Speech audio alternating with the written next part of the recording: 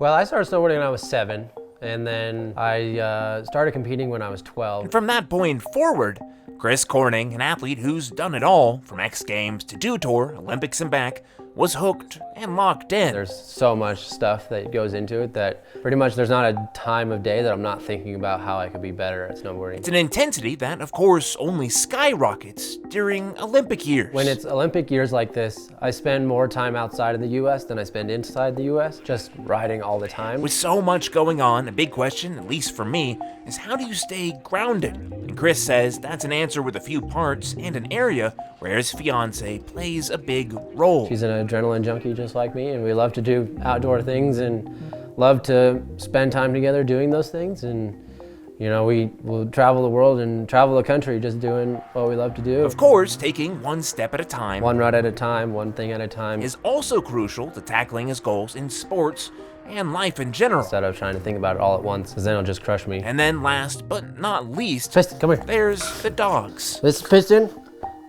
and this is Bruce. Right here, this is Bruce. But what's life like outside snowboarding? Piston's a little camera shy. The answer there, it follows the same beats. Free-flowing and driven. Chris always pushing himself to try new things and hurdle challenges on a regular basis. And that's something that I've brought into my entire life, and that's pretty much how I live my life every day. Examples there, including plenty of time on the dirt bike and other sports like wakeboarding, and then drawing on his world travels and love for cooking to try new things in the kitchen without necessarily checking the instructions. I mean, I love to cook, and for a long time I wanted to open my own restaurant, but it would kind of seemed not necessarily the path I wanted to take. Looking ahead, the game plan, or life plan, looks to be set on helping others. After the Olympics, I'm going to go to EMT school, and I'm going to also go to the fire academy up here.